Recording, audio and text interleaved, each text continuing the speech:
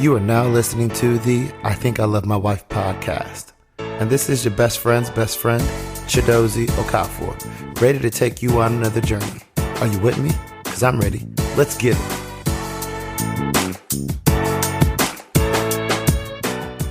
In this episode, I continue my conversation with Jomar as we talk about what led to discussions about divorce between him and his wife, as well as what steps they took to get back on track.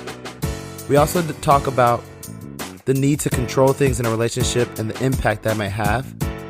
We discuss how to navigate the various levels of intimacy, and we spend quite a bit of time talking about their journey as they moved to another country for 4 years and practically had to start all over. So help me understand this. So you've been married for a bit, going through a rough patch, and there's a period of time where you're thinking about getting a divorce. Right. Is it something that you, was it a you thing where you're like, I just don't know how to deal? And so, some people are runners. Things get hard, they run. Was it something like, yo, this is really not working and we don't have a solve for this? Right. And so I don't see how we can fix this given the tools that we have. Help me understand, kind of what led you to get to that point. I feel like that's a lot, to get to, right. Especially, you being in a situation where you've seen marriage done for a long time. Right. Your wife has seen it as well. Right. I feel like it would be a lot to get to the point where you're like, I'm thinking about, maybe I ain't come home tomorrow, but I'm thinking about getting a divorce. Right. It was, now, of course, I can't speak for her completely, but in the heated moments that we had, and let's be real, it was arguments, straight up arguments. We both got to that point where it was like, why are we doing this? Let's just end this. This is not healthy for us. We're not happy. It's feeding over into other aspects of our lives, like work and other friendships and interactions with family. Why are we doing this? And from both of our perspectives, it was a lot. I'm not gonna go into the details of what and why and all that, but it was just we both got to that point where it was, man, did we originally make the right decision to choose one another? And I don't want to say I get it, but I understand how someone can get to that point. Oh, look at you acknowledging. But, I do this so I can learn. I do this for the people, but I do this so I can learn as well. So I understand that, but it doesn't happen overnight. So what led to, was it y'all just weren't in sync? Y'all just weren't communicating well? Y'all weren't, y'all were having selfish moments, or it was what brought y'all to the point where both of y'all in your mind were on the fringe of doing what you need to do or thinking about taking the steps to get divorced? It was a long list of things, but I'd say overall, communication wasn't there. We didn't know how to best and effectively communicate. So communication dominoed into how the quality time that we spent together. So when we consider love languages, which we found out which each other's love languages were, the quality time, or how were we considering gifts important, words of affirmation, that domino effect into how we felt about each other, how we wanted to interact and chose to interact, or did we opt to spend more time with other people, or, hey, we're going to stay out till 12, 1 o'clock with our friends versus coming home and spending time with each other, which dominoed effect to us moving further and further apart. And then when we were at home, we were tired, probably still hungover oftentimes. And it wasn't a good timing. And we didn't create an environment to where we were working on it, and it just slowly, step by step, we started pushing each other away. Do you feel like that's, was this, so at what point, how many years in marriage were you guys at this point? We were still in Dallas at that time. So that was first 3 years? Within the first, 2-3 years. And so what, can you give us an example of what kind of straw that broke the camel's back, or what led to you feeling like, yo, I don't know, like we're just not in sync in what we want? Because some of you gave me some stuff. It's kind of high level, and you respect your relationship, right? Right. But someone listening may not understand, the fact, what led to it. Was it that like you were still trying to be out and about, and she's like, yo, we married? Was it her? Was it that we hadn't realized the level of compromise and selflessness it's required in marriage? So there were certain moves that individuals, either you or her, were making that were putting the other person in like jeopardy for certain things, or at risk for certain things, or in certain compromising positions. Like what, if you had to think about what were some of the big things, so someone listening be like, okay, this is red flag, or this, give them more context to understanding the depth into like what you guys are dealing with. So I think two big factors. We're both type A. So being type A, we like to lead and control things. We're very much like to control situations. And in an environment where we're trying to navigate what is marriage, we're trying to control each other based on what we perceived and what we thought it should be. And so let's say, for example, from my viewpoint, I mentioned my dad worked long hours. My mom was there in the mornings. She woke up early, made breakfast for myself, my sister, had breakfast ready for my dad. Yeah, one of them old school brought in, moms old with babies school from moms. the 80s. Yeah, exactly. I love the moms. All the moms. Shout out to all the moms that had kids in the 80s. Shout Because out. they was doing everything. They was working. They were, the dads weren't the best then. them cats was living like the 60s dads. Right. But they was working, they was putting food, cooking the food. They was doing everything at that time. Right. And so shout out to them. But shout out. We see that, and that's what you wanted. That's what I thought I wanted. So that the big key, that's what I thought I wanted at that time. I kind of want that, but keep going. And so at that time, as a type A, I was trying to push that into my relationship, where it's like, clean up. Why don't we have the house clean? Why are certain things? You're not spending enough time at home. You're working long hours, things like that. So that was where we first bumped heads. And leading on to that, the second thing was our intimacy pretty much more or less it disappeared. What do you mean by intimacy? You mean like the level of affection that we are showing each other, or like sex? Twofold. It was the interactions and considerations towards each other. So the small things. So she had a long day, or I had a long day. Let me consider taking care of dinner. Or I know that you've got a trip coming up. Being mindful. Yeah, exactly. I was searching for that word. Mindful. Thank you for that. Mindful. So taking a trip for work. I don't have my clothes aren't dry cleaned, or her clothes aren't dry cleaned. Let me go ahead and take those to the dry cleaner because we're too busy ourselves. Yeah, so things like that. Being considerate. Got it. So that to me, is that twofold? Or is that the one fold? That's the one fold. The second fold was actually straight up getting it in. Like it was damn near non-existent. Was it? Because I want to be respectful, right, and not make it a seem a certain way, because I think as soon as you say that we're not having sex like we used to, I think popular belief is, or traditional, white male privilege will say, "Oh, it was the woman's fault." And so, was it a function of that she just didn't want to, or was it a function that there were times where you didn't want to just because of what's going on? So between the two of y'all just weren't doing it. Hindsight's 20/20. So when I look back at it, it was both. In the moment, it was all her. And so I'm sure you were casting blame exactly as well. Oh, yeah. Unnecessary blame as well. Of course.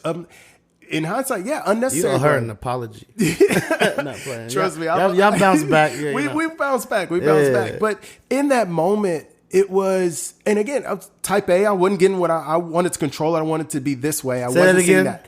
Type A. Okay. I was controlling. I was trying to control it. So the Brandon in the first podcast said, I was giving some perspective for me in terms of we talked about compromise, and I think just kind of Freudian slip, not even thinking about it, just said it like I feel like it's like you taking the ultimate like marriage is the ultimate compromise, and you're taking an L. And he said the person that you're getting and that time and all that is the win. And I talked about how I was scared of like all these things, like commitment. I'm scared of missing out on this and that and that. And he was like, people like us, people like me, we operate efficiently from a perspective of being in control, of being able to say, hey, I'm going to plan out X, Y, and Z. Hey, I want to navigate. I understand, this is going to be optimal in this situation, so I'm going to plan for this situation. And when you have a wife or a person that you're dealing with, you can't control that person's feelings. Right. You don't have all the control over, how their day went or how they're going to react to things. And the lack of that control is very scary. And sometimes we don't know how to respond to that because we're so used to being able to control our situations. Many of the variables that we're facing to make it work out in our favor. Right. And then now you're in a relationship where you don't get to control those, and you're almost operating in a position that's very contrary to how you're normally used to operating. Correct. And so we're used to operating from a very much proactive standpoint because we can see it, we plan for it, we expect it, we learn, what have you. Yep. And then now, because we don't have that control over it, we're now forced, because we're dealing with people and someone we care about, to operate in a reactive standpoint. Right. And so that's like scary for us, because the whole reason why we're proactive, so we don't got to react and fall short. Let me plan for this. Let me look ahead. It sounds like in a lot of cases that control you wanted or you were used to was more related to that than like, now you got to do things. He man, woman hater, I got to do things my way, the highway, but more just from the sake of how you are typically, right? Yeah, and it led to that friction. Yeah, because I'm sure from her viewpoint, she had a vision, a view that of what she wanted, and she didn't see it happening for the relationship that she was in with me. Yeah, and that friction doesn't necessarily set up a good foundation to lead to wanting to spend time with each other. No Netflix and chill. Was Netflix? Netflix was around back then. Wasn't no Netflix and chill available. Not really. But no, I get it. And so, given the things that you guys are dealing with and trying to navigate, it didn't put either of you guys in the mindset to want to be intimate physically. Right. And part of that was due to the fact that you guys weren't necessarily allowing for the intimacy on other levels to manifest, right? Yeah, and I think and I'll take it even a step further and talk a little bit deeper about that, is that even in those times that we did argue, and we went through that where we weren't being intimate, but say there was a spark. You let me know if you can answer this or not. So how long did what was the biggest gap of physical, sex? Oh man, lack of sex. And I don't ask to put your business out, but I ask because I want people to think like if they want, let's say you said 6 months. I don't know if the answer is 6 months, but let's say you went 6 months. I don't want people to feel like, oh, they're in a spat and they're trying to deal with it and they've gone 3.5 months. Like, yo, this is ridiculous. So I more want to normalize them. Try to get my Lizzo on and try to normalize shit than say, oh, putting you on blast. So if you can share, what was the longest gap where I was married and I didn't have sex for X long before you was like, I'm out of here. I can't remember exactly, but I'd say it was somewhere between 3, 4, maybe 6, up to 5 or 6 months. Damn. Somewhere in that range, where it was just nothing. But it was a contributing factor on both sides, because let's say there was a time where I had a spark. I was like, you know what? We've been drinking. Yeah. I mean, I'm in the mood. You in the mood? She ain't in the mood. We had an argument. Yeah. We had an argument. She's still salty. Vice versa. Exactly. And there was times I was like, yeah, I want it, but I ain't gonna give her the decency to feel like she won in this situation. I'm just gonna give it to her what she wanted, but she ain't gonna give it to me what I wanted. It's like I got my pride. I got very immature in that situation, so it didn't help it. It was something that it was a deep, dark place for us. And I mean, this is 3+ years later, you guys are still at it. So I commend you guys for doing the work, and continue to push forward to be where you guys are today. it's not as much about what you guys have experienced, but helping people see how you guys have overcome it. And so what would you, top 3 things or so that you attribute to helping you guys get over that hump, of, being in a place where you guys understand each other, you're communicating, you're not being as prideful, you guys are being vulnerable or intimate enough to relay the groundwork for a better foundation to keep it going. So it wasn't an easy process. It involved both of us realizing, and I think that's a hard thing. So I'll get to the couple of things, but it took for both of us to really, and it was about timing to get to that point where it's like, yes, let's figure this out, because the path of actual, separation or divorce is not really what we want for ourselves. And the number one thing that I had to think about was I made a commitment, number one, and I want to value that commitment. And me running, which it was running, was not the right solution. I work hard at, you're faced with all these other challenges and other aspects of your life, death, school, exams, things like that, stranded on the side of the road, but you still push through. And this was a situation where I was like, why am I not pushing through and working through this versus running the opposite direction? 2, I realized that I had to remind myself also that moment when I said, I think I do actually want to spend the rest of my life with this lady, and remember that feeling when it came about was 20, 30 years. Is this the one? And going down the path of divorce wasn't the right path. And it was an internal type thing for me that I was in my brain and had to really realize that I was being immature. I was being selfish. I was trying to control the situation. But the thing was, the qualities that I was arguing about that was frustrating to me of her being type A was the qualities that actually led me to fall in love with her. So why am I fighting these stupid things years later because of my inconsiderate, my immature thought process of, oh, well, she's got to be this way, she should be this way, or it really took a coming to Jesus moment, and honestly, I did get a little bit closer to God during that time. Was it a coming to Jesus moment on your own? Did you guys think or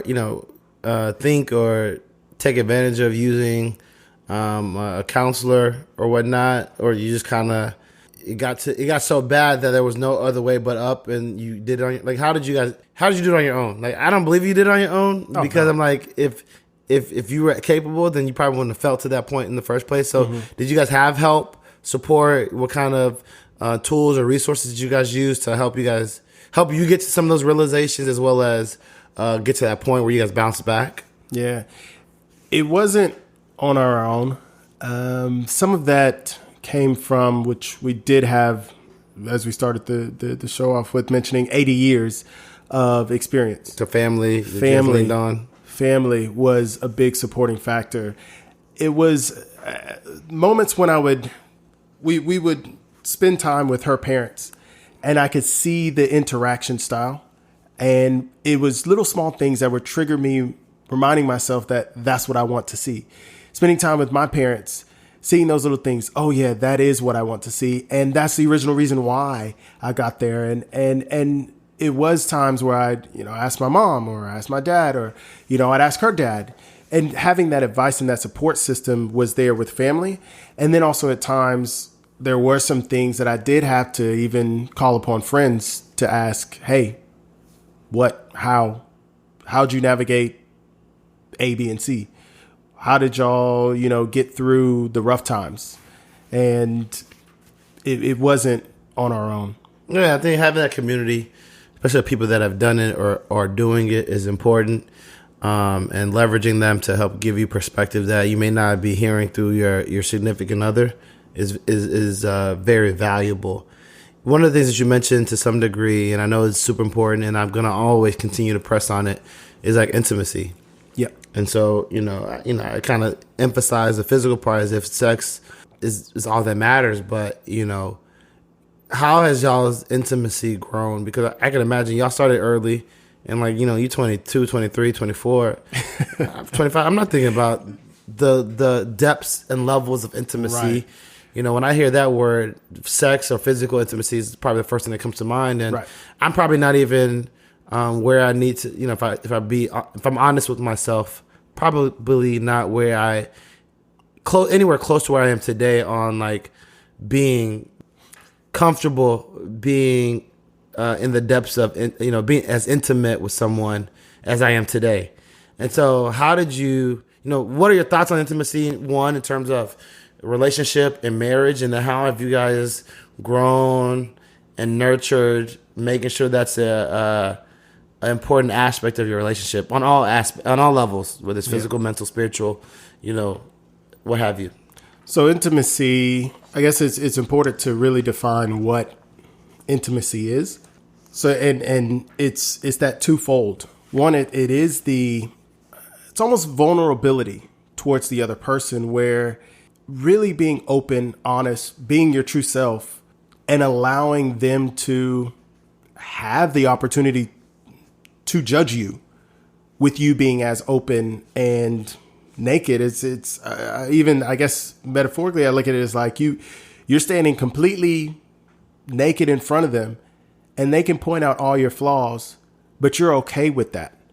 And having that level of intimacy in the non-sexual way, intimacy of really being considered and close with one another is where I had to understand is more important to her through love languages. And because one of her number one love languages is quality time. It has been, it always has been, but really understanding what that means. And then the second one, or actually, I guess that's her second one. The first one is gifts, and really understand what gifts means and what that means to her. If I go to the grocery store buying groceries and I get her a extra chocolate bar because she, mentioned, "Ooh, I want some chocolate." Maybe she mentioned it a couple of nights ago. Well, I remember that, and I say, "Oh yeah, let me get her a nice piece of chocolate, some dark chocolate, so she can have that." Or, "Ooh, I was thinking about this type of wine. Oh, let me put the effort in considering that." And what that means is really that intimacy of her realizing that I'm thinking of her when she's not there. And it's really what the gifts boils down to. And really, it's not breaking bank, but more like consideration. It's consideration. Demonstrating that person's top of mind to you. Exactly. And when they're not available, when they're not there in front of you and things of that nature. Yeah. And so that's kind of that. And then, the intimacy, that's grown because I had to understand what it really meant. And I think it was going back to, we took premarital counseling through our church. And really, when did you guys do that? That was right before we actually got married. So I think it was pre thoughts of divorce. Correct. So my thoughts were, when I was getting closer with God, it was thinking about what were some of those principles and questions that we went through or discussions that we had of how do we really understand each other better? Do you think going to premarital counseling was more of a tool for making sure we are, taking this next step with the right person? Or is it, how do we develop the tools to keep this going forever, right? Yeah. I don't know. But given your experiences, what is it, the former or the latter, in terms of what it's there for? It's both. But I think primarily it's setting up the marriage right. For us, it was setting it up right, to making sure that we've really had those open, honest conversations with each other about what's the foreseeable future for us? What do we actually want to achieve from this marriage? And that, for both of us, because we even, it's funny too, because we had our premarital counseling class, which lasted, I think it was 5 or 6 weeks. And after church, and then we actually asked the pastor if we could come back for a one-on-one session, just to make sure that we had all the tools that we needed for the future, to make sure that we're able to discuss, issues better, interact better, understand each other better. So was your pastor just trash, or like y'all just didn't take heed to? Because I'm being real, because that's true. You went to premarital counseling to help you understand, like, we think about this the right way. Let's set the foundation to ensure that we're aligned. But then you also say, hey, we stay longer and we had some, one-on-one sessions versus a group to help get the tools. 2 years later, we realized we don't got the tools to make it work. So was it from a function of like this person didn't give us the right tools, or we weren't in a position where we received it well? I think just keep it real. Yeah, that's because I want real. people to go to real. these things understanding like what you're gonna get. Right. So and mind you, one sample. Every premarital counseling person of course situation not the same, but of course this is just your perspective. I'll speak from my perspective is that I think all the right tools were there. We were given the right tools. We were given the right discussion points, the questions, the verses, all of that I think was right. And the pastor did a great job. It was that we failed at utilizing the tools we were given. It's just like if you're building a house, there's a hammer and some nails, and you pick up the nails and try to start hammering with your hand, you're not using all the tools that were given to you in order to properly build the house. And that was our situation. We knew the tools were there. We've seen our parents. We went to premarital counseling, special sessions. We had what we thought at the time, we're right with God, but we just weren't utilizing the tools that we were given. Hey, I ain't married, so I can't argue with it. I think I fundamentally, as someone that has gone through premarital counseling prior to being engaged, and so I've done that exercise. I've also been in counseling with a significant other in a different relationship and seeing how that played out. I'm a supporter of having resources and professional resources that help bring clarity and understanding, and almost having a third-party arbitrator to bring context or perspective that like you're not seeing through what the other person's communicating. Right. But I think it's hard for me to understand just the way that these programs, and I'm not saying that I'm against them because it's important to do them, but I want people to be realistic about what they're doing. I think it's hard for me to believe that they're giving you the tools, like all the tools to be ready for marriage. I really believe that they are there to set you up for success in essence of making sure that like the core things you guys are aligned on and you guys have a good foundation to grow with. Right. But I think a lot of people often say, hey, where they did it prior to the engagement or after the engagement and go through the motions or take it seriously, they're like, that's it. Yeah. That's all it is. And someone else was on here, Justin was on here, that been divorced, and he talks about him and his wife go to counseling. They don't got no major issues, but they go and to counseling, and they also do like a check-in session as more of preventative measures. And I think it doesn't have to look that way, but when you talk about work, it takes that work to continue to go on, because the situation that you're thinking about or you're dealing with, especially in the moment or situation that you're going to premarital counseling, and isn't going to be the situation that you're dealing with 5 years from now when you have kids, 10 years from now when the kids have left. And so it takes constant work, constant reflection, evaluation, understanding, and people change, what they thought was important to them as individuals change over time, change in a manner that you have to be flexible to adapt to those changes and figure out, okay, how do we navigate what is our current now? Yeah. And I think these premarital counseling classes, although they're very important, aren't the end all be all, and only set the foundation for where you can go, but are not the only thing. Like it's not do it and you're good. Right. And I think a lot of people believe that. I agree. And then they're like, oh, I was taught to hammer at a 90-degree angle. In this I got my nails, I got my hammer, I'm hammering appropriately at 90-degree angles. Right. Life happens. And the only way you can hammer now is at 45. Like, oh, they didn't teach me how to do this shit. Exactly. I don't know how to, my arm hurts when I hammer this way. I don't want to hammer this way no more.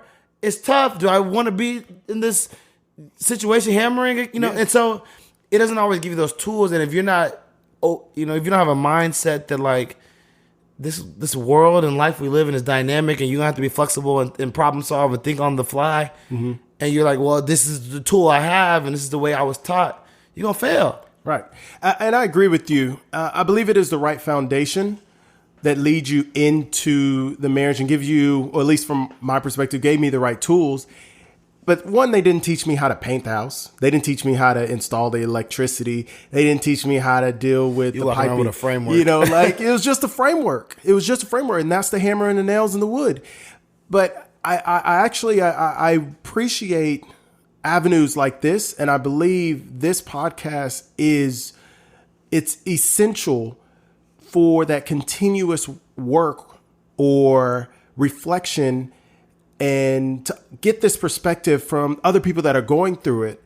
And now, fast forwarding 6-7 years in, my wife and I, we actually do go see a counselor, and it's for preventative measures. And we just discuss how do we get through this challenge, or, oh, I've been frustrated, or a challenge at work comes up, or I'm stressed and anxiety, or like we work through those things from a third party's perspective to help guide us through what it means, how to interpret when she says this, how do I react when this happens, how can and open up those communication channels. So I agree, premarital counseling, it ain't the end all be all, but it sets the foundation. But that continuous, constant, valued assessments and readjustments, I think, is required in order to keep it moving forward. And so we talked about how, you went to premarital counseling. Y'all were going well. Then y'all weren't going well. You guys talked to family. I wouldn't say going well. We were going horrible. No, I mean there's a period of time, I'm sure the honeymoon stage that you was going well. Yeah. Before reality hit. And you weren't going well. And so you guys were, you reached out to, you leveraged family and your community to bounce back. And I would imagine, correct me if I'm wrong, there's a point where you guys were on a better page from the point where you guys were thinking about divorce. And then to, fast forward to today where you guys are going to counseling. What led from okay, we're in a better place now, we're not thinking about divorce, to we're going to counseling? Like, what led to that? I think and I asked that as you think about the answer. I asked that because a lot of people tend to think like something's wrong, we got to go to counseling. Right. And so given that like you guys were headed uphill trajectory, everything was moving forward positively, you guys have kind of rebounded, and then you said, hey, let's go to counseling. Whereas some people naturally would have been like, oh, things are not going well. Right. Let's go to counseling. Right. What led to that, decision? And was it inspired or pushed more from one party or the other? Or was it a mutual thing that you guys both kind of came to around the same time? How did that, walk us through how that occurred? I think it's a combination of a couple of factors. So avenues like this help open your mind and perspective to what other relationships are going through.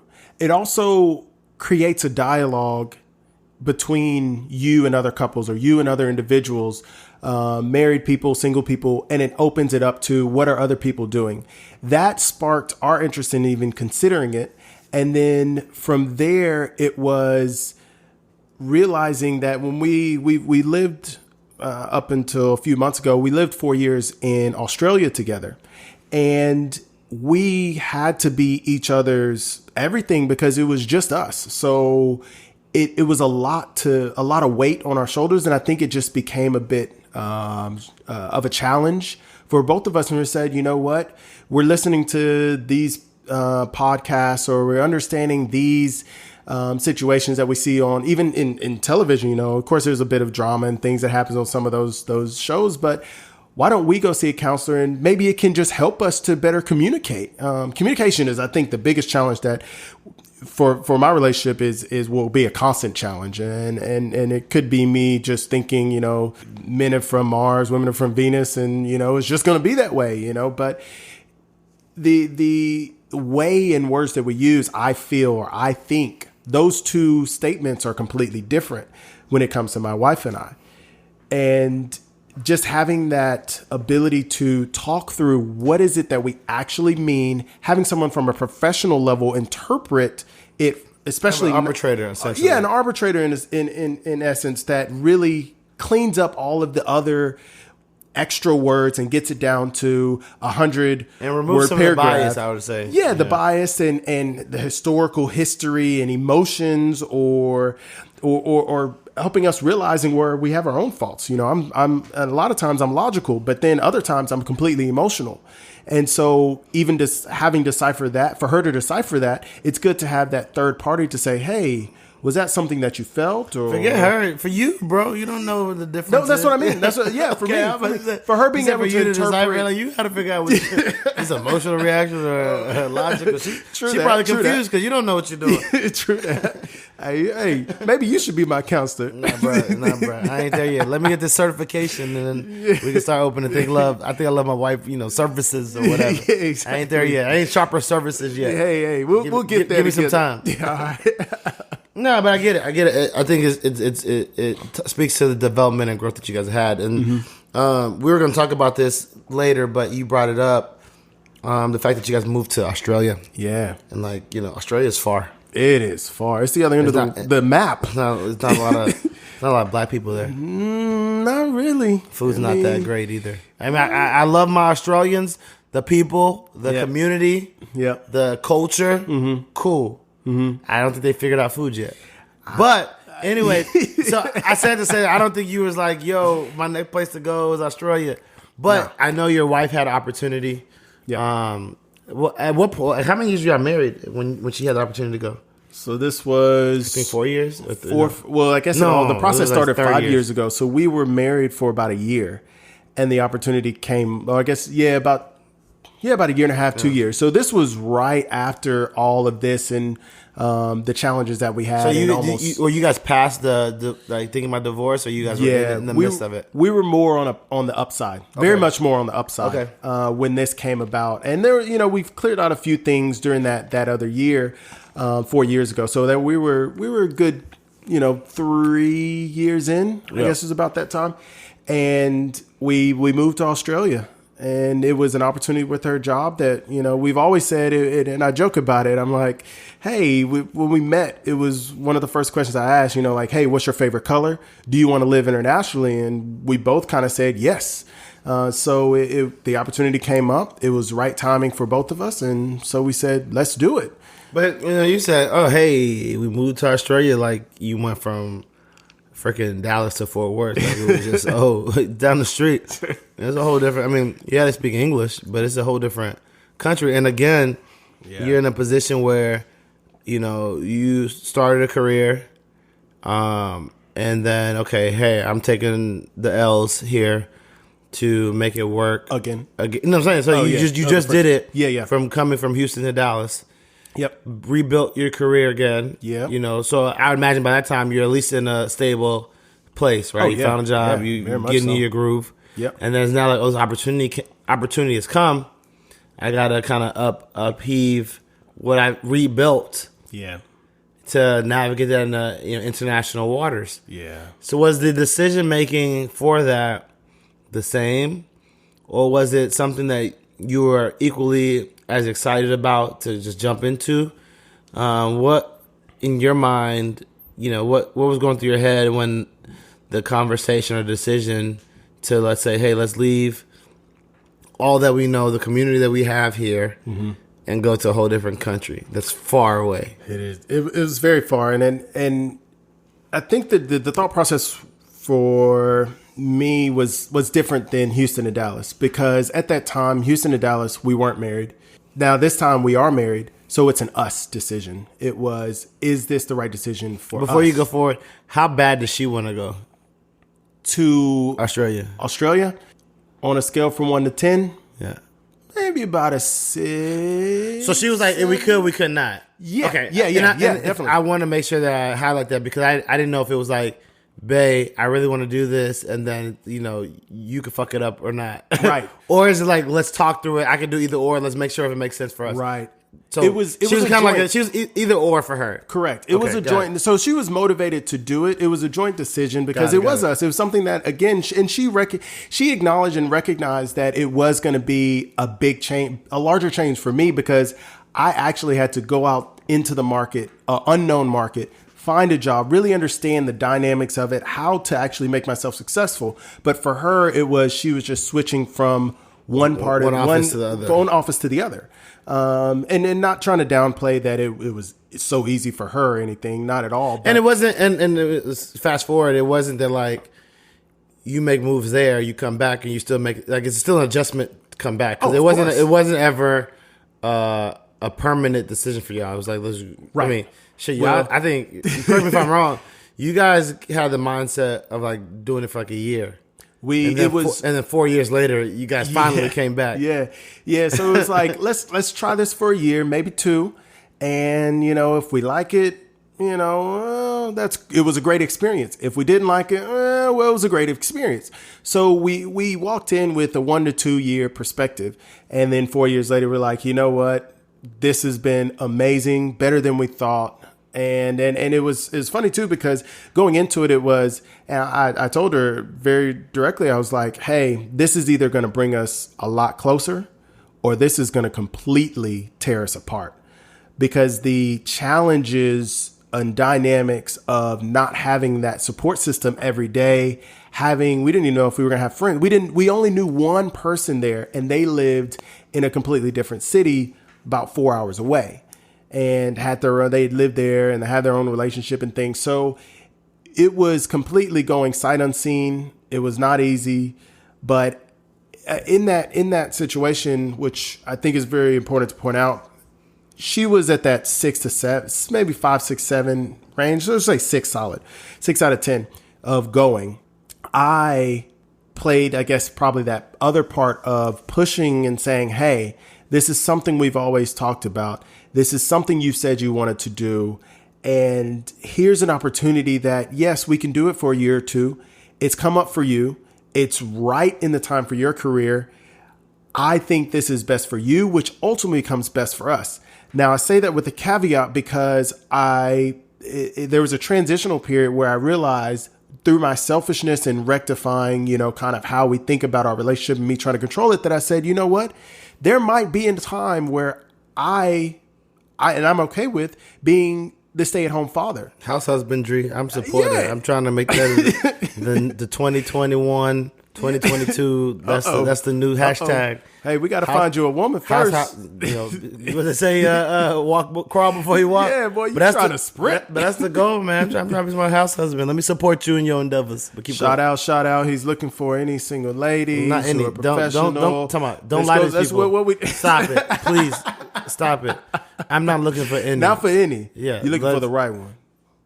I got a list, but not any. But keep going. Can we do that on a bonus episode? Yeah, what is this? Don't be having people out here kidding me. Nah, not any. Fuck that. So his email and phone number is. If you don't chill out, keep going with your wife and your Australian journey. Yeah. So it was. I forgot where I was even going at this point. Are you talking about the sacrifices you had to make the perspective that you realize now that y'all went through the situation and recover from the issues that you guys were facing earlier, more experienced you realized that if it was good for her, it's good for y'all, which is something that you probably wouldn't have realized earlier. Oh no, yeah, so that's what you was at. Yeah, and so then you summed that up very well. Yeah, I do this. Keep going. Yeah, that was it. And so when you think about, I want to bring in more, fast forward more to now, or at least in that journey, looking back now, you guys have been back in the States for about 4 months, 5 months? 5 months, yeah.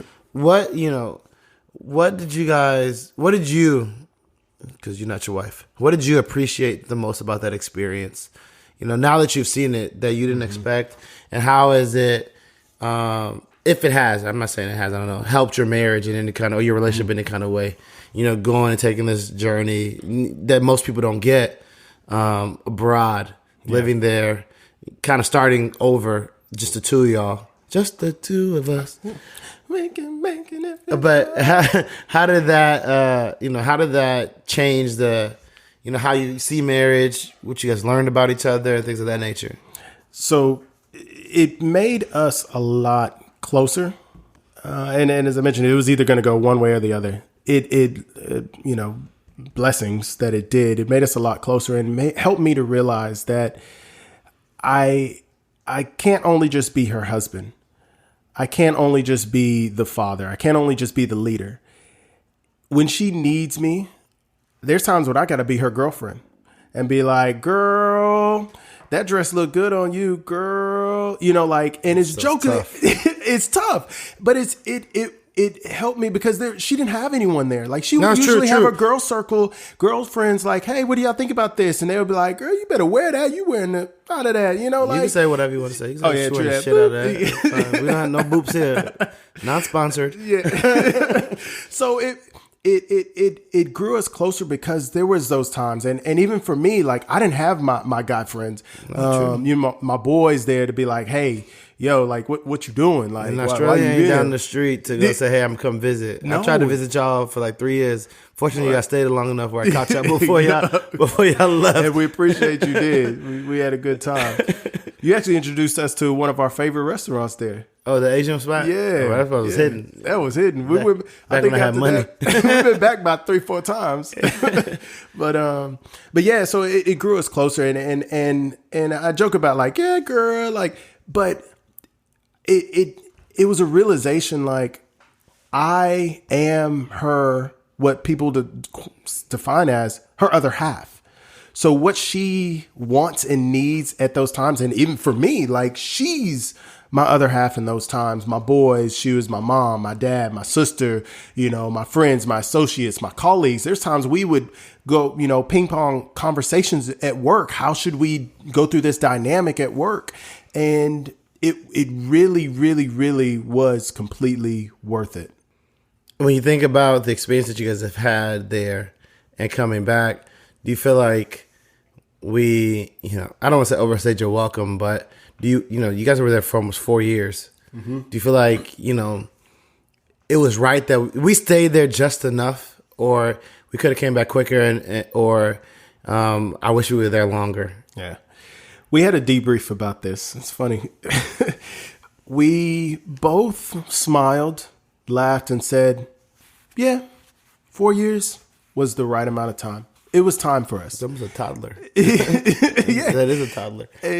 Some people, pre-K. we left. They weren't dating anyone, and they even got married in that, dated, engaged, and married in that time frame. And had kids. In that 4 years. So it was a long time. It was, in retrospect, a lot of things can happen and change. But it was just one that was right for both of us. I don't know how else to say it better. It was just right. We knew that going into it, the Lord would give us identifying factors and signs, and we prayed about it, at the 1 year mark, the 2 year mark, the 3 year mark, the 4 year mark. Is this the right time for us to go home? And at that 4 year mark leading up to it, it was, yeah, we've done a great job here, explored very well and traveled and built a great foundation, even better foundation. But hey, let's move on with the next chapter. Speaking of next, we got to wrap this, and I hope everyone tunes in for our next episode that drops next week.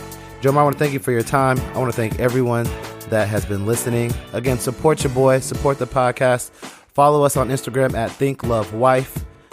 And subscribe to the I Think I Love My Wife podcast on all major platforms. Tell a friend. If you're on Apple Podcasts, please leave a rating and leave a written review. You don't know how much this really helps. On next episode, we'll continue and wrap up our conversation with Jomar, where we talk about money and the role that plays in a marriage. We'll also talk about some of the challenges they face when it comes to trying to get pregnant and fertility, and how they are navigating that process. I'm really excited and appreciative for him sharing on this topic for next week, because I know that a lot of couples struggle with that, but we don't talk about it as much. And so I'm hoping that this can start to peel back the onion on such a sensitive topic. And until next time, I hope the conversation keeps going.